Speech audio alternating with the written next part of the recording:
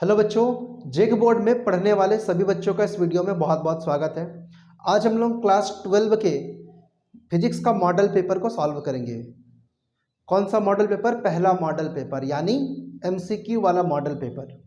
आप लोग जानते हैं मार्च में आपका एग्ज़ाम स्टार्ट हो जाएगा, इसलिए समय बहुत ही कम बचा है। और आप लोग ये भी बात जानते हैं कि जो जेक बोर्ड है वो मॉडल पेपर से ही मैक्सिमम सवाल को पूछता है, हूबहू सवाल पूछता है या उसके जैसा सवाल पूछता है।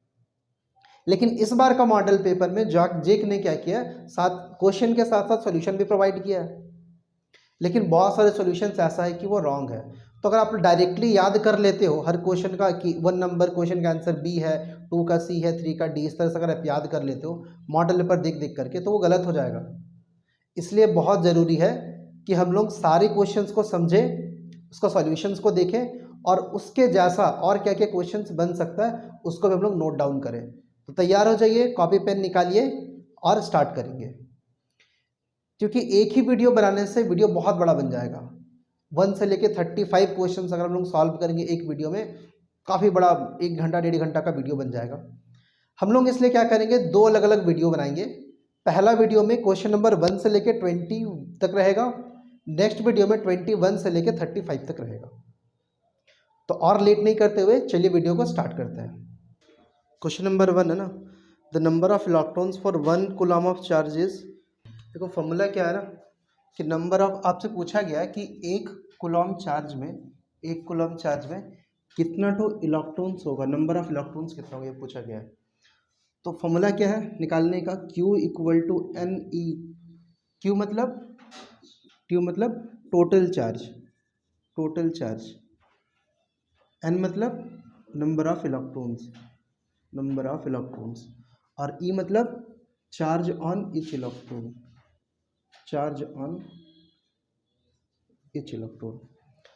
तो पूछा गया है नंबर ऑफ इलेक्ट्रॉन्स कितना होगा, तो N का वैल्यू निकालना है। तो N इक्वल टू कितना होगा, Q बाई ई होगा। Q मतलब एक कूलम और E मतलब चार्ज ऑन ईच कूलम। तो एक कूलम पे चार्ज कितना होता है, 1.6 into 10 to the power -19 coulomb. आप इसको कैंसिल करोगे आंसर आएगा, हाँ 6.25 इंटू 10 टू द पावर 18। ठीक है, ये नंबर याद भी कर लेना, बहुत सारा अलग अलग साल में इस क्वेश्चन पूछा, बहुत बार क्वेश्चन पूछा गया कि एक कूलम चार्ज में कितना इलेक्ट्रॉन्स होता है। तो आंसर होगा 6.25 10 टू द पावर 18। तो 1 नंबर क्वेश्चन का आंसर होगा option number A. Question number 2, there are 2 charges 1 micro coulomb and 5 micro coulomb, है ना। The ratio of forces between them. तो 2 चार्ज है, एक चार्ज है मान लो ये ए, दूसरा चार्ज है मान लो बी चार्ज। इसका वैल्यू कितना है, 1 माइक्रो कूलम और इसका वैल्यू है 5 माइक्रो कूलम। ठीक है ना। तो ये चार्ज भी पॉजिटिव है, ये भी पॉजिटिव चार्ज है, दोनों पॉजिटिव चार्ज है। 1 माइक्रो कूलम मैंने पॉजिटिव चार्ज, 5 माइक्रो कूलम मैंने पॉजिटिव चार्ज। तो दोनों अगर सेम चार्ज हो, मतलब लाइक चार्ज हो, तो ये इसको क्या करेगा, रिपल करेगा। मतलब ये इस पर एक फोर्स लगाएगा और ये फोर्स का डायरेक्शन इस तरफ होगा। ठीक है ना। मान लो इस फोर्स का नाम हम दे दिए F1। वैसे बी चार्ज भी इसको पुश करेगा, ये इसको किधर पुश करेगा, ये इस तरफ पुश करेगा। ये मान लो F2 नाम दे दिए। तो F1 चार्ज, F1 फोर्स किधर लग रहा है, इस तरफ लग रहा है F1 फोर्स, और F2 फोर्स किधर लग रहा है, इधर लग रहा है F2 फोर्स। दोनों फोर्स क्या होगा, एक दूसरे का ऑपोजिट होगा, उल्टा होगा। लेकिन वैल्यू कितना होगा, दोनों का वैल्यू इक्वल होगा। मतलब F1 का वैल्यू और F2 दोनों का वैल्यू सेम होगा। ठीक है ना। फॉर्मूला क्या है इसको निकालने का, K Q1 Q2 by are square. Q1 मैंने पहला चार्ज, Q2 मैंने दूसरा चार्ज, और आर स्क्वायर मैंने दोनों के बीच का दूरी या डिस्टेंस। ठीक है ना। लेकिन दोनों का वैल्यू क्या होगा, इक्वल होगा। F1 जितना, ये इसको जितना फोर्स से पुश करेगा, ये वाला भी इसको उतनी फोर्स से पुश करेगा, इक्वल फोर्स से, है ना। डायरेक्शन दोनों का अलग अलग हो रहा है, ये इसको उस तरफ पुश करेगा, ये इसको इस तरफ पुश करेगा, लेकिन दोनों का मैग्नीट्यूड क्या होगा, दोनों का सेम होगा। तो इसमें पूछा गया रेशियो कितना होगा, तो रेशियो कितना होगा इसका, 1:1 होगा, है ना। Option number B. ठीक है। नेक्स्ट देखो question number 3 capacitors each of capacity C are added in series connection. तो 3 कैपेसिटर है, ये पहला कैपेसिटर, दूसरा और ये तीसरा, और ये तीनों कैसे कनेक्ट किया गया, सीरीज में। इसका वैल्यू C1 C है, इसका वैल्यू भी सी और इसका वैल्यू भी सी है ना। आपसे पूछा गया देन द इक्विवेलेंट कैपेसिटेंस, तो हम लोग कैसे निकालते हैं इक्विवेलेंट कैपेसिटेंस? अगर सीरीज कनेक्शन में हो तो 1/c प्लस 1/c और प्लस 1/c, ये फॉर्मूला है सीरीज कनेक्शन का। वही अगर पैरेलल होता कैपेसिटर तो फॉर्मूला होता c plus c plus c, ठीक है ना। तो 1/c टोटल इक्वल टू, तीनों कैल्शियम c हो जाएगा, ऊपर में 1 + 1 + 1, तो 1 2 3 3/c होगा। 1/c का s का वैल्यू 1/c, तो क्रॉस मल्टीप्लिकेशन कराओगे टोटल कैपेसिटेंस कितना हो जाएगा? यहाँ पे 3c है ना, तो c/3 हो जाएगा। तो टोटल कैपेसिटेंस कितना होगा?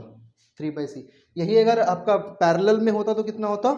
c + c + c मतलब कितना हो जाता? 3c, ठीक है ना। अगर रेजिस्टेंस का पूछे तो उल्टा होगा। रेजिस्टेंस अगर पैरेलल में है, रेजिस्टेंस अगर पैरेलल में है तो फॉर्मूला होगा 1/r net equal to 1/r plus 1/r plus 1/r, ठीक है ना। वही अगर रेजिस्टेंस आपका सीरीज में हो तो फॉर्मूला होता है कितना? r net equal to r plus r plus r। मतलब कैपेसिटेंस में जो फार्मूला सीरीज के लिए है, रेजिस्टेंस में फॉर्मूला किसके लिए है? पैरेलल कनेक्शन के लिए। यहाँ पे जो पैरेलल के लिए वहाँ पे वो सीरीज के लिए, ठीक है ना। चलिए नोट करिए question number 4। If a hollow spherical conductor be charge positively then the electric potential inside it, है ना। एक होलो स्फेरिकल चार्ज कंडक्टर है, तो मान लो ये चार्ज कंडक्टर है, ये होलो है मतलब अंदर से खाली है ना, इस तरह से होलो है। मतलब जो चार्ज है कहाँ पे होगा? फिर सिर्फ सरफेस में होगा चार्ज, ठीक है ना। और ये कैसा चार्ज है? पॉजिटिवली चार्ज, इस पे पॉजिटिव चार्ज है, इस पे पॉजिटिव चार्ज है।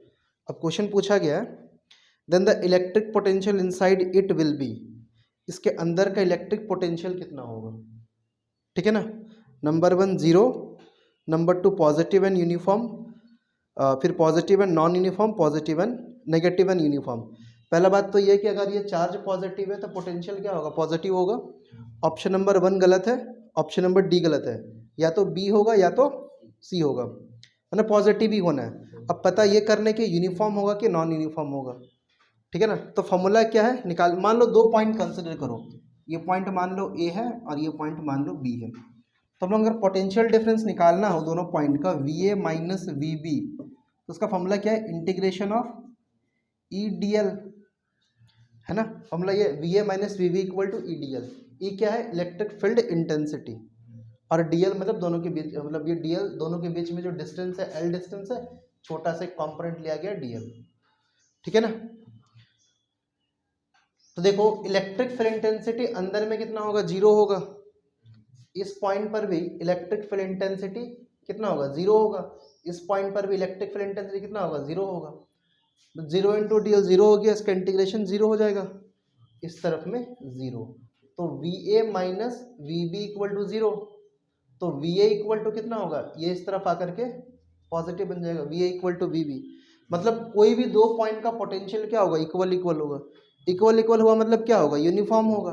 मतलब यहाँ पर अगर पोटेंशियल 4 वोल्ट है तो यहाँ पर भी 4 वोल्ट होगा, यहाँ 6 वोल्ट तो यहाँ भी 6 वोल्ट, यहाँ जितना वोल्ट यहाँ भी उतना ही वोल्ट होगा। ऐसा हर पॉइंट पर इक्वल इक्वल होगा ना। मतलब कैसा होगा फिर? Positive and uniform. Option number B, 4 का option number B, positive and uniform, ठीक है। आया समझ? Question number 5, the V I graph of conductor makes an angle theta with V axes. तो एक वी आई ग्राफ बनाते हैं, इधर मान लो हम लेते हैं वी, इधर आप लेते हो आई, किधर भी कुछ भी ले लो कोई फर्क नहीं पड़ता है। यह है V I graph. V I graph का स्लोप क्या बताता है अपने को? रेजिस्टेंस बताता है, ठीक है ना। अब ये जो ग्राफ है ये स्ट्रेट लाइन है और एंगल थीटा बना रहा है, किसके साथ? वी एक्सिस के साथ में, ठीक है ना।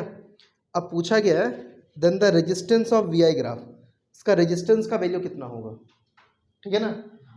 रेजिस्टेंस कैसे निकालते हम लोग? रेजिस्टेंस आर का फॉर्मूला होता है वी बाई आई होता है ना, resistance R equal to V by I. तो देखो यह v का वैल्यू, मान लो कोई भी एक पॉइंट कंसिडर करो, यहाँ ये वाला पॉइंट कंसिडर करो, यहाँ तक के लिए v का वैल्यू ये वाला है, इसको मान लो हम स्मॉल v से डिनोट करते हैं और इसको मान लो i से डिनोट करते हैं। तो v कहाँ से कहाँ तक है, ये वाला v है, और i कौन वाला होगा, ये वाला होगा। अब आप इस राइट एंगल ट्रायंगल को ध्यान से देखो, ये राइट एंगल ट्रायंगल को, यहाँ से यहाँ तक की होगी आपका v और ये आर्म आपका हो जाएगा i। तो फॉर्मूला होगा v बाई आई, क्या निकालने का, रेजिस्टेंस का। रेजिस्टेंस पूछा गया ना, v बाई आई। अब यहाँ से देखोगे, ये अगर थीटा है तो सामने वाला परपेंडिकुलर होगा, ये वाला हाइपोटेनियस होगा, और ये क्या होगा, बेस होगा।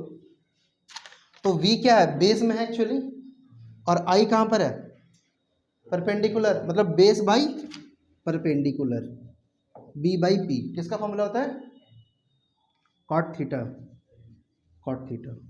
तो r इक्वल टू कितना होगा, b बाई पी मैंने कॉट थीटा। तो किससे पता चलेगा अपने, कॉट थीटा। ऑप्शन नंबर 5 का D. Question number 6, the equation sigma E equal to I R is applicable to which law, Kirchhoff's first law, second law, third law या Newton's law. ठीक है, तो किर्चॉफ्स का कितना लॉ है, 2 law है ना, first law and second law. First law का और क्या क्या नाम है, जंक्शन लॉ, या फिर करंट लॉ, करंट लॉ। तो अगर किर्चॉफ्स फर्स्ट लॉ बोले या जंक्शन लॉ बोले या सिर्फ करंट लॉ बोले, ये सब क्या एक ही बात बराबर है ना। सेकेंड लॉ का नाम क्या है, लूप लॉ, लूप लॉ, या फिर और क्या नाम है, वोल्टेज लॉ, वोल्टेज लॉ। ठीक है ना। फर्स्ट लॉ क्या बताए, जैसे मान लो कोई भी एक जंक्शन है जहाँ पे बहुत सारा करंट आ रहा है या जा रहा है, मान लो ऐसे अलग अलग करंट है, ये करंट I1 है जो मान लो बाहर जा रहा है, ये करंट मान लो I2 है जो अंदर आ रहा है, फिर एक करंट है मान लो I3, ये भी अंदर आ रहा है। तो ये सारे करंट का सम कितना होगा, 0 होगा। ठीक है, जितना भी करंट्स आ रहा है या जा रहा है, सब करंट्स को जोड़ो, एल्जेब्रिक सम कितना होगा, 0 होगा। ये करंट का बात करता है फर्स्ट लॉ। सेकेंड लॉ क्या बोलते हैं, ये एक लूप में होना चाहिए, और ये वोल्टेज का बात करता है। जैसे मान लो हम अलग अलग बहुत सारे रजिस्टर लगा दिए, ऐसे ऐसा रजिस्टर लगा दिए, साथ में एक बैटरी भी लगाए हैं, ठीक है ना। तो जितना भी आपको पॉइंट्स मिलेगा, सब पॉइंट्स का पोटेंशियल डिफरेंस निकालो, सबको जोड़ो, तो उसका वैल्यू कितना हो जाएगा, 0 होगा। यहाँ पे करंट का बात है, करंट 0 होगा किसी एक पॉइंट पे या जंक्शन पे, यहाँ वोल्टेज 0 होगा किसी भी पूरे कंप्लीट लूप में। ठीक है ना। तो ये आपका first and second law. Question में देखो क्या बोला गया, E equal to I R, तो ये वोल्टेज का बात कर रहा है, तो कौन सा लॉ होगा, फर्स्ट लॉ की सेकेंड लॉ, सेकेंड लॉ होगा। ठीक है, मतलब 6 का ऑप्शन नंबर होगा ए। बहुत सारे क्वेश्चन का आंसर ना इसमें रॉन्ग दिया हुआ है, अलग अलग ऑप्शंस दिया हुआ है। तो ऐसा नहीं कि खाली बस पीछे देखे 1 का इतना, 2 का इतना, 3 का इतना, तो गलत हो जाएगा पूरा। ठीक है, तो इसे समझ के करोगे। Next question number 7, question number 7, the balancing length of a potentiometer is 120 centimeter on shunting the cell with resistor of 4 ohms ना। the balancing point shift to length 60 centimeter। तो बैलेंसिंग पॉइंट पहले कितना था, 120 सेंटीमीटर था। ठीक है ना, मतलब L2 का वैल्यू दिया हुआ है कितना, 120 सेंटीमीटर। आप इसमें क्या किए, एक शंट कनेक्ट किए हो जिसका रेजिस्टेंस कितना है, 4 ओम है। जैसे आप इसमें कनेक्ट करते हो 4 ओम, मतलब R का वैल्यू दिया हुआ कितना, 4 ओम।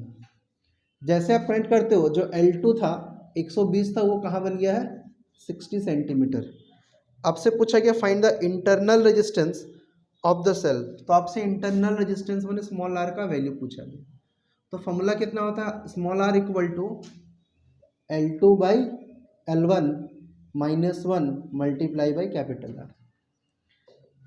L2 का वैल्यू कितना दिया, 120, L1 का 60 -1, और ये R का वैल्यू कितना है, 4 ओम।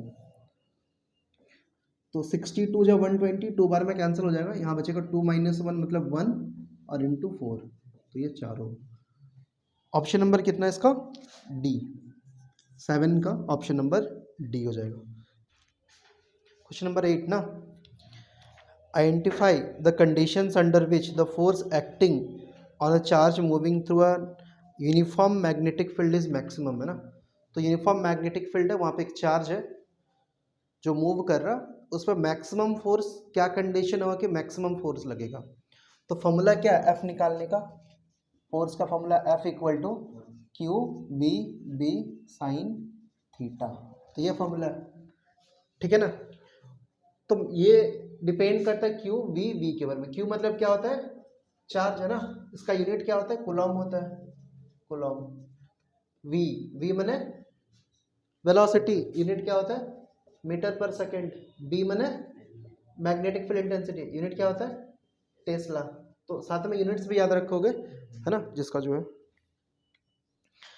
तो पूछा मैक्सिमम कब होगा, तो ये मैक्सिमम कब होगा, देखो जब ये थीटा मैक्सिमम होगा तब तो मैक्सिमम होगा ना, ठीक है। साइन थीटा का वैल्यू जब सबसे ज़्यादा होगा तो एफ का वैल्यू भी ज़्यादा होगा, ठीक है। और साइन थीटा का वैल्यू सबसे ज़्यादा कहाँ कब होता है, साइन 90 डिग्री पे, है ना। साइन थीटा मैक्सिमम होगा, साइन थीटा का मैक्सिमम वैल्यू 1 होता है कब, जब थीटा का वैल्यू 90 डिग्री हो। तो ऑप्शन नंबर इस क्वेश्चन का होगा ऑप्शन नंबर ए। मैक्सिमम कब होगा, जब थीटा का वैल्यू 90 डिग्री होगा। मतलब जब v और b के बीच में एंगल कितना होगा, 90 डिग्री। मतलब अगर मान लो v इस डायरेक्शन में ऐसा है तो b कैसा होना चाहिए, ऐसा होना चाहिए। b ऐसा है, v ऐसा है, तो बीच में एंगल कितना 90 डिग्री है। अगर ये वाला अगर एंगल ऐसा नहीं हो करके अगर v इस तरह से है, b तो ऐसा है जबकि v ऐसा है, तो क्या होगा, मैक्सिमम नहीं होगा, थोड़ा कम होगा। जब ऐसा डायरेक्शन में होगा और कम होगा। जब ये बढ़ते बढ़ते बढ़ते इस तरह से v के बीच में एंगल 90 हो जाएगा तो ये फोर्स मैक्सिमम होगा, ठीक है ना।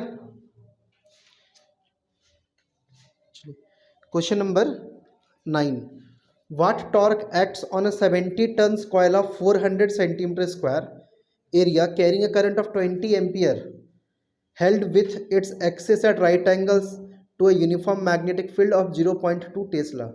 जो गिवन है वो लिख लेते हैं। पूछा व्हाट इज द टॉर्क, मतलब टाउ का वैल्यू निकालने बोला गया, टॉर्क मैंने टाउ पूछा गया है। क्या गिवन है, देखो 70 टन्स ऑफ कॉइल, मतलब एन का वैल्यू कितना है, 70 है, और एरिया गिवन है 400 सेंटीमीटर स्क्वायर। ए का वैल्यू कितना है, 400 सेंटीमीटर स्क्वायर। अब ये सेंटीमीटर स्क्वायर में दिया तो इसको मीटर स्क्वायर में चेंज करना पड़ेगा। क्यों, क्योंकि ये ऐसा यूनिट नहीं है, ऐसा यूनिट में लाने के लिए 400 डिवाइडेड बाई 10,000 से डिवाइड कर दो, अब ये बन गया मीटर स्क्वायर। तो इस तरह से सेंटीमीटर स्क्वायर को मीटर स्क्वायर में कन्वर्ट करना है। नेक्स्ट एक गिवन है बी का वैल्यू, मैग्नेटिक फील्ड बी का वैल्यू गिवन है 0.2 टेस्ला। नाउ टाउ निकालना है, टाउ इक्वल टू होता है एन आई ए बी ना, एन हाँ सॉरी करंट भी गिवन है, आई का वैल्यू करंट है आपको 20 एम्पियर 20 एम्पियर, तो एन का वैल्यू 70, आई का वैल्यू 20, एरिया मतलब कितना हो जाएगा 400 डिवाइडेड बाई 10,000, और बी कितना गिवन था 0.2, ठीक है। ये जीरो से ये जीरो कटेगा, ये जीरो से ये जीरो कटेगा, ये दोनों जीरो भी कटेगा, तो बचा आपका 7 इंटू 2 इंटू 4 इंटू 0.2। इसको सॉल्व करोगे आंसर आ रहा है 11.2 न्यूटन मीटर, लेकिन ऑप्शन में इसका 11.2 गिवन नहीं है, ठीक है। तो इस क्वेश्चन का मान लो एक और ऑप्शन है A B C D E, ये में 11.2 लिखा हुआ है, तो ऑप्शन होगा इसका ई नंबर। ऐसा बहुत सारा क्वेश्चन में ना इसका सॉल्यूशन गलत है या फिर ऑप्शन नहीं दिए गिवन है, इसलिए अंधाधुंध मत बनाइए, क्वेश्चन समझ करके बनाइए। नेक्स्ट क्वेश्चन है अ मूविंग कॉइल गैल्वेनोमीटर, ना एक गैल्वेनोमीटर आपको गिवन है, एक गैल्वेनोमीटर दिया हुआ है। पूछा गया आपसे कि how will you convert this into an ammeter, इसको आप एमीटर में कैसे कन्वर्ट करोगे ना। एमीटर क्या होता है, मैंने पूछा गैल्वेनोमीटर से एमीटर कैसे बनाओगे। एमीटर क्या करता है, ये करंट को मेज़र करता है, करंट को मेज़र करता है, और गैल्वेनोमीटर क्या करता है, करंट को डिटेक्ट करता है। भाई करंट है कि नहीं है ये बात बताना गैल्वेनोमीटर करने का काम है ना। छोटा से छोटा करंट को भी ये क्या कर सकता है, डिटेक्ट कर सकता है, एकदम बहुत ही छोटा, मतलब मिली एम्पियर में अगर करंट हो तो भी बोल देगा कि भाई हाँ करंट फ्लो कर रहा है। और एमीटर का काम है करंट कितना फ्लो कर रहा है इसको मेजर करना। ठीक है, एक और होता है उसको बोलते हैं वोल्ट मीटर, वोल्ट मीटर। ठीक है ना, इसका काम क्या है, वोल्टेज को मेजर करना ना, वोल्टेज या पोटेंशियल डिफरेंस को मेजर करना, मेजर करना। ठीक है, पूछा गया है आप इसको कैसे कनेक्ट करोगे। देखो, जब भी अपने को गैल्वेनोमीटर से एमीटर कनेक्ट करना होता है हम लोग क्या करते हैं, शंट लगाते हैं। ठीक है ना, शंट आप क्या यूज़ करोगे, शंट यूज करोगे। शंट क्या होता है, लो रेजिस्टेंस होता है, लो रेजिस्टेंस होता है। ठीक है ना, और ये लो रेजिस्टेंस को आप कैसे कनेक्ट करोगे, पैरेलल कनेक्ट करोगे। मतलब अगर आप एक गैल्वेनोमीटर में एक लो रेजिस्टेंस पैरेलल कनेक्ट करोगे तो वो बनेगा एमीटर, जबकि इसका उल्टा अगर आप एक हाई रेजिस्टेंस कनेक्ट करते हो, हाई रेजिस्टेंस कनेक्ट करते हो और कैसा, सीरीज में कनेक्ट करते हो, तो बनता है आपका क्या, वोल्ट मीटर। तो अगर आपसे पूछे गैल्वेनोमीटर को वोल्ट मीटर में कैसे कन्वर्ट करोगे, तो हाई रेजिस्टेंस वैल्यू आप एक कनेक्ट करोगे और कैसे कनेक्ट करोगे, सीरीज में कनेक्ट करोगे। अगर गैल्वेनोमीटर में आपने लो रेजिस्टेंस कनेक्ट किया और वो भी पैरेलल में कनेक्ट किया तो ये बन जाएगा आपका एमीटर। ठीक है, तो ये दोनों साथ में याद कर लेना। क्वेश्चन नंबर 11 ना, the angle of dip at the poles and equator respectively. Angle of dip pole में और इक्वेटर में क्या होगा ना, पोल किसको बोलते हैं हम लोग,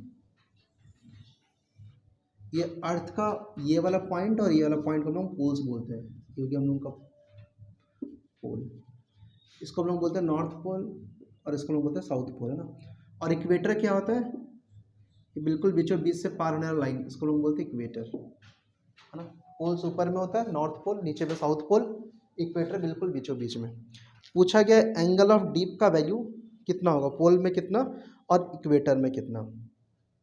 तो फॉर्मूला क्या होता है, फॉर्मूला होता है एंगल ऑफ डीप को हम लोग डेल से डिनोट करते हैं ना, del equal to tan inverse B V by B H, B V by B H.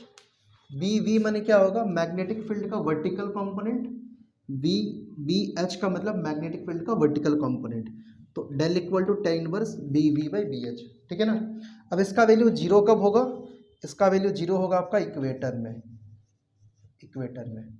और 90 डिग्री कब होगा, 90 डिग्री आपका होगा पोल्स में, दोनों पोल्स में, नॉर्थ पोल में भी और साउथ पोल में भी। ठीक है, ठीक है ना। हम लोग एंगल ऑफ डीप मेजर कैसे करते हैं, एंगल ऑफ डीप मेजर करने के लिए हम लोग यूज करते हैं एक इंस्ट्रूमेंट, उसका नाम है डीप नीडल या फिर deep circle, deep circle, deep needle या डीप सर्कल का हम लोग यूज करते हैं एंगल ऑफ डीप फाइंड करने के लिए। और एंगल ऑफ डीप का वैल्यू इक्वेटर में 0 डिग्री और पोल्स में 90 डिग्री। ठीक है, क्वेश्चन नंबर 12, तो इसका ऑप्शन होगा poles, poles and equator 90,0, 90,0 option number D में है, ऑप्शन नंबर डी में। Question number 12, whenever the magnetic flux linked with an electric circuit change and EMF is induced in the circuit, this is called, है ना। जब भी हम लोग क्या करते हैं कि magnetic flux link with an electric circuit change, अगर कोई इलेक्ट्रिक सर्किट में कुछ मैग्नेटिक फ्लक्स है और वो चेंज हो रहा है तो उसमें एक EMF इंड्यूस होता है ना, इस फेनोमेना को हम लोग क्या बोलते हैं, इलेक्ट्रोमैग्नेटिक इंडक्शन। 12 का ऑप्शन नंबर होगा A, electromagnetic induction.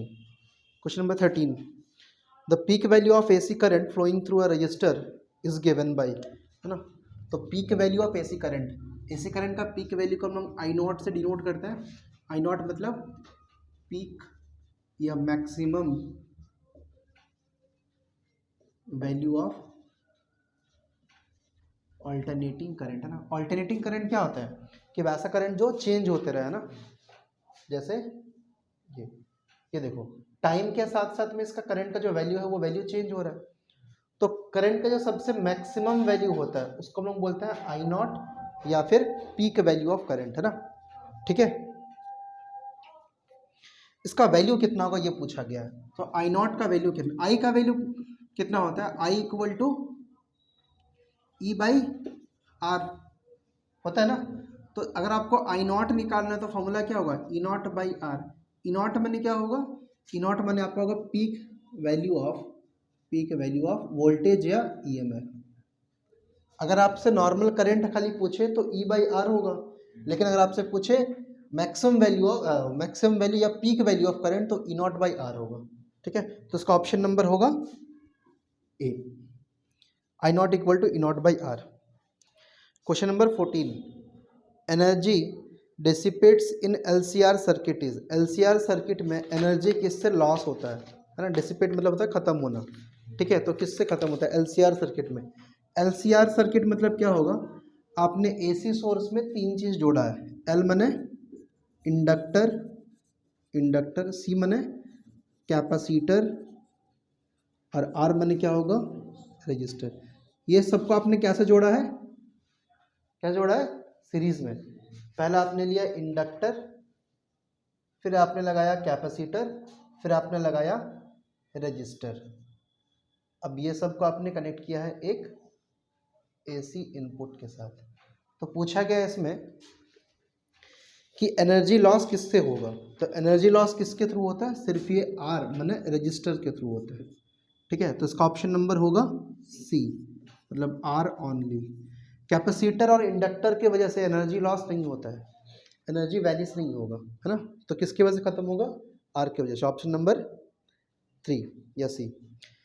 A transformer is employed to, transformer का हम लोग यूज़ क्यों करते हैं, एसी को डीसी में कन्वर्ट करने के लिए, या डीसी को एसी में कन्वर्ट करने के लिए, या obtain a suitable AC voltage या obtain a suitable DC voltage. पहली बात तो ये कि ट्रांसफार्मर डीसी वोल्टेज पे काम नहीं करता, डीसी करंट पे काम नहीं करेगा। ट्रांसफार्मर किस में काम करता है, सिर्फ एसी में काम करता है। और क्यों यूज़ करते हैं हम लोग, वोल्टेज को कंट्रोल करने के लिए, जितना वोल्टेज अपने को चाहिए उतना वोल्टेज पाने के लिए हम लोग क्या यूज़ करते हैं, ट्रांसफार्मर। तो ऑप्शन नंबर क्या होगा 15 का C, obtain a suitable AC voltage, है ना। जितना वोल्टेज आपको चाहिए, जो सुटेबल वोल्टेज है, वो वोल्टेज प्राप्त करने के लिए लोग एसी ट्रांसफार्मर का यूज़ करते हैं। ट्रांसफार्मर कितना टाइप का होता है, दो टाइप का होता है ना। एक होता है अपना स्टेप अप ट्रांसफार्मर और एक होता है आपका step down transformer. Step up transformer क्या करता है, लो वोल्टेज को हाई वोल्टेज में कन्वर्ट करता है, लो वोल्टेज को हाई वोल्टेज में कन्वर्ट करता है। स्टेप डाउन क्या करता है, जो वोल्टेज का वैल्यू उसको कम कर देता है, मतलब जो हाई वोल्टेज होता है उसको वो क्या करता है, लो वोल्टेज में कन्वर्ट कर देता है। तो step up step down transformer. Question number 16, what is the velocity of electromagnetic wave in free space. Formula पूछा गया, what is the velocity of electromagnetic wave in free space. देखो electromagnetic wave बहुत सारा wave होता है ना, वैसा wave जिसमें इलेक्ट्रिक फील्ड भी हो मैग्नेटिक फील्ड भी हो, दोनों फील्ड क्या करे, वाइब्रेट करे, है ना। कैसा, परपेंडिकुलर। एक मान लो इलेक्ट्रिक फील्ड ऐसे वाइब्रेट कर रहा है तो मैग्नेटिक फील्ड आपका ऐसे वाइब्रेट करेगा। इलेक्ट्रिक फील्ड और मैग्नेटिक फील्ड दोनों के बीच का एंगल कितना होगा, 90 डिग्री होगा। और वेव कैसे प्रोपागेट करेगा, इसके परपेंडिकुलर। मान लो इलेक्ट्रिक फील्ड ऐसे वाइब्रेट कर रहा है, मैग्नेटिक फील्ड ऐसे वाइब्रेट करता है, वेव कैसे आगे बढ़ेगा, कैसे प्रोपागेट करेगा, इस प्लेन का परपेंडिकुलर ऐसे। इलेक्ट्रिक फील्ड ऐसे वाइब्रेट, मैग्नेटिक फील्ड ऐसे वाइब्रेट, और वेव आपका ऐसा आगे जा रहा है ना। ऐसे बहुत सारा वेव, जैसे एक्सरे, यूवी रे, है ना, इंफ्रारेड, विजिबल लाइट, ये सब क्या है, इलेक्ट्रोमैग्नेटिक वेव ही है। अब इसका स्पीड कितना होता है, इसका स्पीड होता है फ्री स्पेस में c = 1/√μ0 into epsilon naught. c माने speed of light in vacuum या free space, c = 1/μ0 into epsilon naught. तो इसका ऑप्शन नंबर होगा बी, 16 का ऑप्शन नंबर बी। ठीक है, नेक्स्ट क्वेश्चन है, which of the following is used to investigate the structure of solids. तो solid का स्ट्रक्चर को हम लोग स्टडी करने के लिए कौन सा रे का यूज़ करते हैं, हम लोग यूज़ करते हैं एक्स रे का। 17 का ऑप्शन नंबर सी, यानी एक्स रे का। और क्या काम यूज़ करते हैं हम लोग, फ्रैक्चर्स वगैरह का फोटो लेने के लिए, फोटोग्राफ के लिए, मेडिकल फील्ड में यूज़ करते हैं। जब भी आपका हाथ पैर कुछ भी टूट जाता है, फ्रैक्चर होता है बोन्स में, उसका फोटो खींचने के लिए क्या यूज़ करते हैं, एक्सरे यूज़ करते हैं। ठीक है, question number 18, the angle of incidence corresponding to an angle of refraction 90 degree is called as. पूछा गया द एंगल ऑफ इंसिडेंस को हम लोग क्या बोलेंगे जब एंगल ऑफ रिफ्रैक्शन 90 डिग्री होगा। सोचो दो सरफेस है ना, नीचे में पानी है, ऊपर में क्या है, एयर है, ये आपका है पानी, वाटर, और ऊपर में है एयर। यहाँ पर एक रे इंसिडेंट करता है इस तरह से, ये आपका हो गया नॉर्मल, ये एन डैश, ठीक है। तो जैसे ही ये रिफ्रैक्ट करता है, ये नॉर्मल, ये जो रे है रिफ्रैक्टिंग रे है वो ऐसे जाएगा, तो नॉर्मल के साथ कितना एंगल बनाता है, 90 डिग्री बनाता है। ये रिफ्रैक्टेड रे है और ये नॉर्मल है, तो angle between normal and refracted रे कितना, 90 डिग्री, मतलब आर का वैल्यू 90 डिग्री।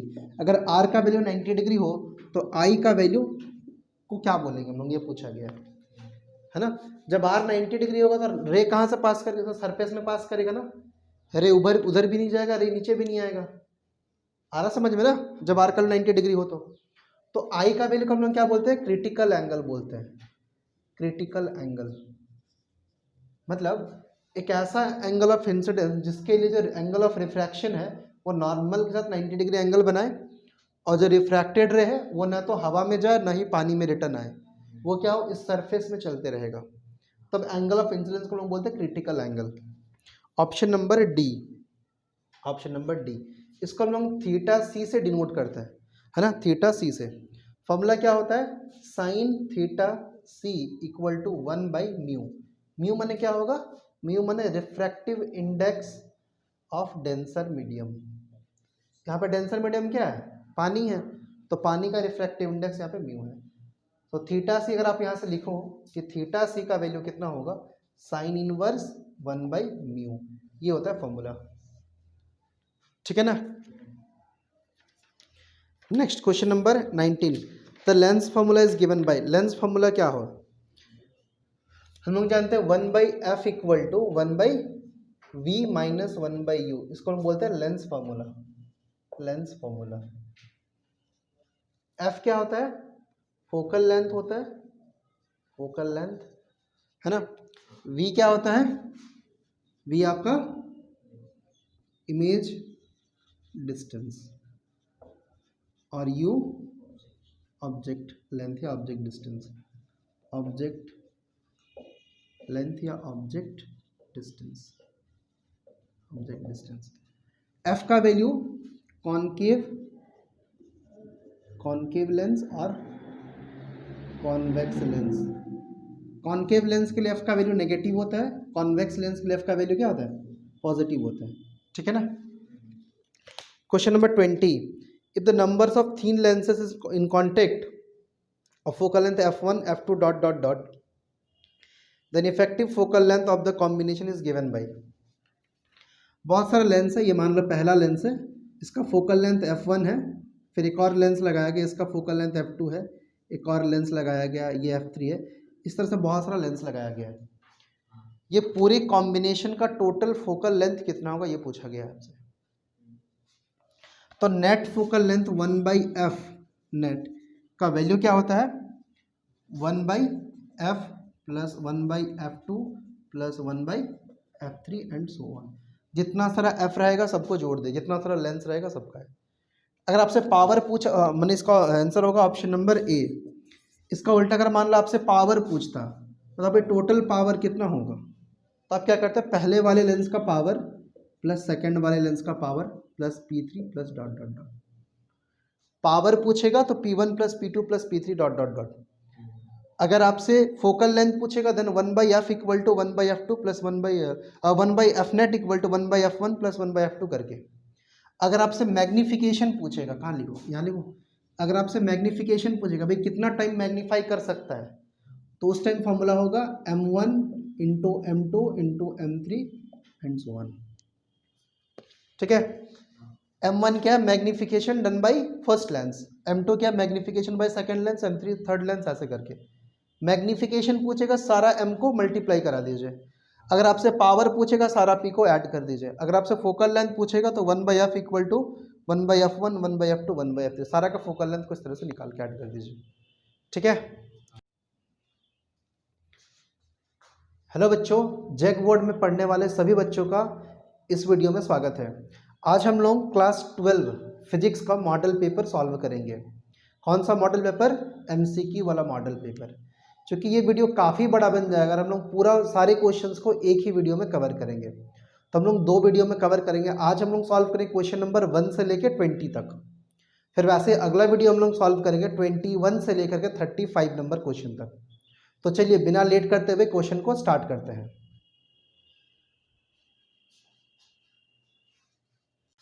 तो बच्चों ये था क्वेश्चन नंबर 1 से लेकर 20 तक का सॉल्यूशन विद एक्सप्लेनेशन। अगले वीडियो में हम लोग 21 से लेकर 35 तक सॉल्व करेंगे। आई होप आपको वीडियो अच्छा लगा होगा। अगर आपको वीडियो अच्छा लगा हो, वीडियो को लाइक कीजिए, चैनल को सब्सक्राइब कीजिए, and thank you for watching the video.